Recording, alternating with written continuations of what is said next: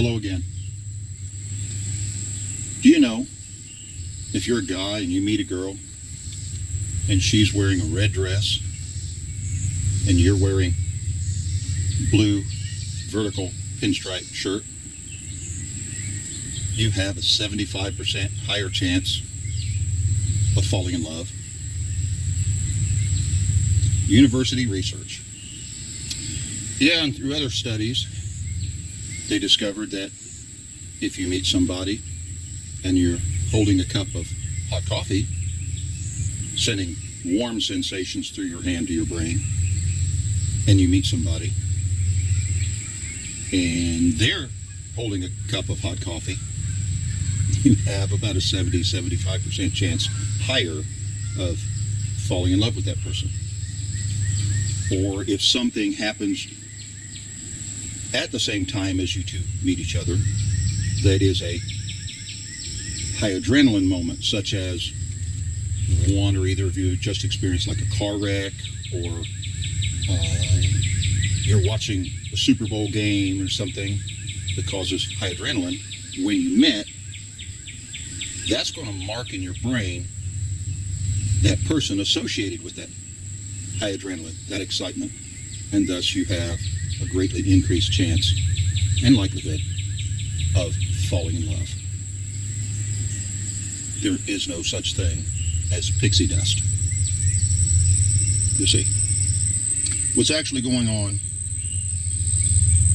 is a biochemical reaction in your brain that you suppose is related to this other individual. Do you know this individual? No, you really don't know them, because you don't know anybody until you've lived with them for a few years. But you have an idea of that person, and you associate the idea of this person with these neurological triggers in your brain. And thus, it is that image of that person in your mind, that avatar, that these brain chemistries are playing on. So you say you fell in love. Actually, you didn't fall in love with that person. You fell in love with your idea of that person. That's just the hard science truth about it. Now, if you have this chemical reaction in your brain, and this girl has this chemical reaction in her brain at the same time, then you will tell everyone around you, oh, we're so in love. But you're not. Your chemical reactions are yours, and her chemical reactions are hers, and at no point anywhere do they ever meet or mix. So you're not in love together, you just both happen to be in love at the same time. That's the reality of it. And it is no basis to build a relationship on. You build your relationships on things that are solid, like ethics and principles. You pick somebody to marry on something much more founded in history and every culture in the world, such as, would this person make a good parent for my children? Now, we also know psychology, sociology has taught us that if you hang out with somebody enough, you will develop feelings for them. That's why that little girl named Susan fell in love with Charlie. And you say, well, what's wrong with Susan falling in love with Charlie?